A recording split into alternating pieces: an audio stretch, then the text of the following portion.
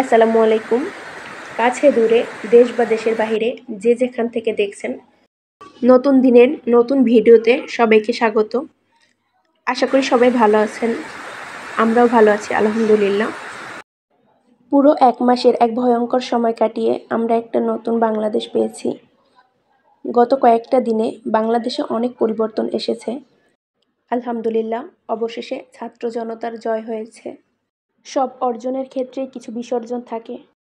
তেমনি এই বৈষম্য বিরোধী ছাত্র আন্দোলনেও অনেক ছাত্রছাত্রী, সাধারণ জনগণ, ডিফেন্সের অনেক সদস্য নিহত হয়েছে। কে দোষী আর কে নির্দোষ সেই বিচার আর নাই করি। নিহত সকলের আত্মার শান্তি কামনা করি। আর আহত সবাইকে আল্লাহ দ্রুত সুস্থতা দান করুক। প্রতিটা বিবেকসম্পন্ন মানুষই এই আন্দোলনের সমর্থন জানিয়েছে।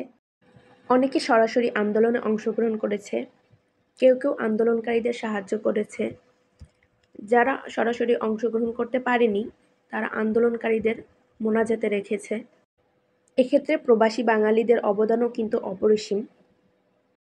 দেশের প্রতিটা নাগরিকই কিন্তু যে যার জায়গা থেকে দেশের জন্য কাজ করে। শুধু দরকার ছিল সবার কাছে গ্রহণযোগ্য একজন রাষ্ট্রনায়কের, তাও পেয়ে গেছি।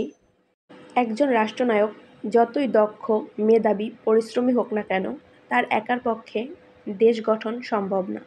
ঘরে বসে শুধু কে কী করলো, কোন দল দেশের জন্য কত উন্নয়ন করলো সেটা বিচার না করে যে যার জায়গা থেকে সরকারকে সাহায্য করা উচিত।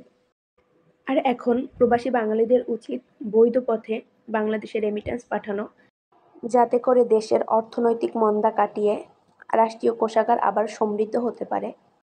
সকলের সহযোগিতায় ইনশাআল্লাহ আমরা একটা সমৃদ্ধ দেশ পাবো, যেটা আমরা সবাই কল্পনা করি। যে ছাত্রছাত্রী ভাই বোনদের সংগ্রামে আমরা একটা নতুন দেশ পেয়েছি, তাদের অবদান কখনো ভুলে যাওয়ার নয়। যদি ভুলে যাই তাহলে আমরা অকৃতজ্ঞ। বৈষম্য বিরোধী ছাত্র আন্দোলনে যারা নিহত হয়েছে তাদের পরিবারকে সহায়তা প্রদান করা হোক, আর যারা আহত হয়েছে তাদেরকে পুনর্বাসনের ব্যবস্থা করে দেয়া হোক। সরকারের কাছে এটাই আমাদের আশা থাকবে। এখন সকল শিক্ষার্থীর উচিত পড়ার টেবিলে ফিরে যাওয়া, আর সব শিক্ষা প্রতিষ্ঠানের উচিত খুব দ্রুত শিক্ষা বান্ধব পরিবেশ ফিরিয়ে আনা, যাতে করে আমরা এই ঘাটতিগুলো তাড়াতাড়ি পূরণ করতে পারি। নতুন দেশে নতুন দিনে দল, মত, ধর্ম, বর্ণ নির্বিশেষে সবাই মিলে ভালো থাকব, এটাই প্রত্যাশা করি।